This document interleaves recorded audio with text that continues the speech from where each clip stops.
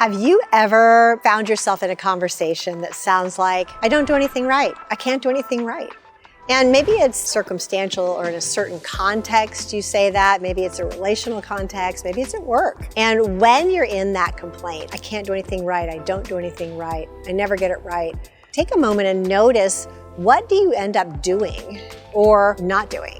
I know for me, when I'm in that complaint, I tend to start things and then get paralyzed and not complete them because, I can't do it right. So start, stop, leave it. So there's all these incompletions in my world. Another thing that we notice is willingness to overwork or overperform. And so there's a striving and a lot of energy and a continual checking back in. How about now? Is this okay? What about this? What about this? At the end of the day, there's a sense of disappointment because no matter what it is, you're pretty sure you can't do anything right.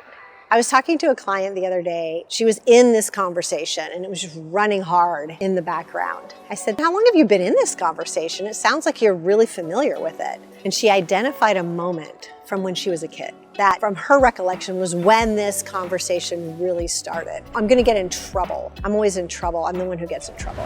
Collapsing, I'm in trouble because I didn't do it right or I can't get it right, became a place where there was a level of frustration and then judgment, then disempowerment, striving and going harder. And it created a situation at home where she felt like she was walking on eggshells, couldn't quite get things the way she wanted them because she didn't never know. Things kept changing, but she was pretty sure she was going to be wrong.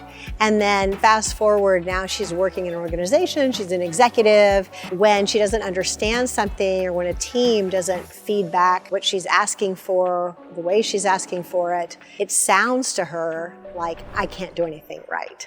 What she's been noticing, which is so powerful, is that tendency to withdraw participation and to wait and to stay in the complaint of nothing I ever do is right and it's not enough.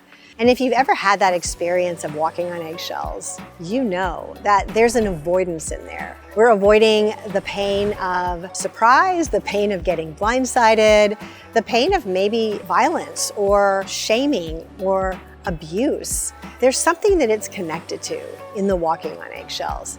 And now notice if you've time traveled, if suddenly you're back there, but really you're also right here.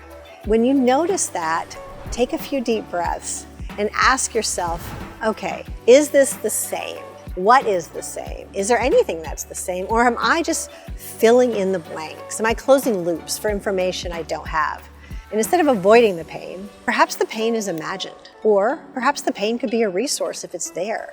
And what would you need to face to move out of this narrative that sounds like, I don't get it right, I can't do enough, I'm the one that gets it wrong. So let me invite you today, if you recognize yourself in any of these scenarios, which are fairly similar, to just pause. And really the question is, where's the meaning making coming from here? What have I decided is enough or right or wrong for that matter? Do you even know what it means to get something right? What would it even look like? Have you even defined what right is in a scenario? And if you have defined it, have you created agreement around it? Have you talked to the other person in the relationship? Have you talked to the other people at work and said, hey, this is what I'm thinking right or good looks like in this scenario? Am I accurate? Am I missing anything?